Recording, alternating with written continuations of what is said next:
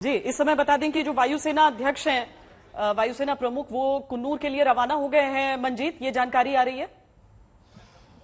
बिल्कुल, पालम से उड़ान भरी है। Air chief marshal VR Chaudhari ने, जो वायुसेना प्रमुख हैं, उन्होंने अपने विमान से सीधा सुलूर पहुंच रहे हैं। जिस एयरबेस से सीडीएस जनरल बिपिन रावत को वापस दिल्ली पहुंचना था, वहां पर पहुंच रहे हैं। और क्योंकि जो घायल हैं और जो बाकी लोग हैं, उन सब लोगों को दिल्ली वहीं से वापस लाना है। तो इस वक्त मुझे लगता है कि करीब 2 घंटे के आसपास वो सुलूर पहुंच जाएंगे। अभी पालम से उन्होंने वो निकल गए हैं और पालम से उड़ान भरी है, क्योंकि सुलूर एयरबेस से, जो कि एलसीए तेजस का एयरबेस है और हाल में ही वहां पर एलसीए को तैनात किया था, उस कार्यक्रम में भी जनरल बिपिन रावत शामिल थे, गए थे उस कार्यक्रम में।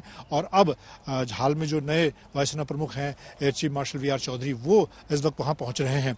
और दूसरी तरफ यहाँ जो रक्षा मंत्री हैं राजनाथ सिंह, वो इस वक्त सभी जानकारी जुटा रहे हैं। उनके साथ यहाँ पर सेना प्रमुख मौजूद हैं, इसके अलावा रक्षा सचिव मौजूद हैं और तमाम अधिकारी और सीडीएस का जो स्टाफ यहाँ पर दिल्ली मुख्यालय में मौजूद है, वो लोग मौजूद हैं। और तमाम जो जानकारी, क्योंकि अभी तक दुर्घटना के शिकार होने के बाद जो 11 लोग जिनको अस्पताल लाया गया था, उनके शव की पुष्टि की गई है कि उनकी मौत हुई है। बाकी उसकी जो पूरी जानकारी है, वो रक्षा मंत्री राजनाथ सिंह उम्मीद की जा रही है कि जल्द संसद में रखेंगे। जी, दरअसल ये जानकारियां भी इस तरह की मिल रही हैं कि चूंकि जो अस्पताल में जो बाकी हैं और उनकी स्थिति के स्टेबल होने का भी इंतजार हो रहा है, उनको लेकर गौरव कुछ एक स्थिति स्पष्ट होने की बात की जा रही है। इस वजह से साउथ ब्लॉक में भी जो रक्षा मंत्री इस समय जानकारी हासिल कर रहे हैं और जो जानकारियां मिल पा रही हैं, उन सारी चीजों को लेकर ही रक्षा मंत्री वैसे भी रख सकते हैं गौरव, चूंकि सदन को बताने का मामला है और उसके जरिए समूचे देश को बताने का मामला है। आप बिल्कुल सही कह रही हैं कि कुछ लोग इस समय डीआई लिस्ट पर हैं। डीआई लिस्ट सेना की भाषा में डेंजरसली इल कहा जाता है।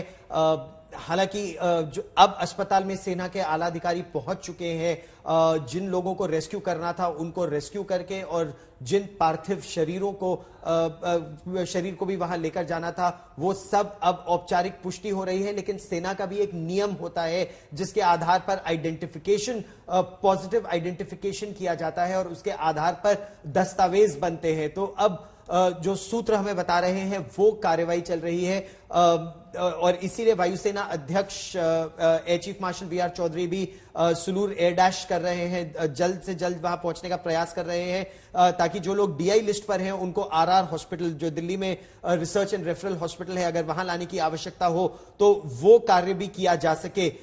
ये निर्णय अंतिम तौर पर वहां के डॉक्टर लेंगे, जिन लोगों की क्या स्थिति है और बाकियों को किस तरह से उनके पार्थिव शरीर को दिल्ली लाया जाएगा, ये सब चीजें अब तय हो रही हैं। और इसके बाद एक बार जब रक्षा मंत्री राजनाथ सिंह संसद में बयान दे देंगे तो कहा यही जा रहा है कि देर शाम तक जो बॉडीज हैं उनको दिल्ली लाया जाएगा।